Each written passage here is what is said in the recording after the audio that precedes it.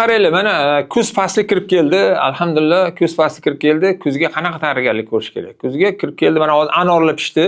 Mana shu anordan to'yib yeylar. Anor tabiiy qon. Tabiiy qon hisoblanadi. Uni yana eng zo'r xislatlariki, anorni qarang.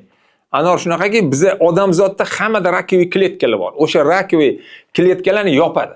Rakoviy kletkalarni yopadi. Plus sizni qoningiz ko'payadi. Faqat anorni har doim aytganimda yana aytaman. Danagini chaynab shu og'zingizda bir holvatar bo'lib qolgandan keyin yuting. Ana shunda sizni ham ichaklaringizga ham foyda bo'ladi, ham butun tanangizga quvvat bo'ladi.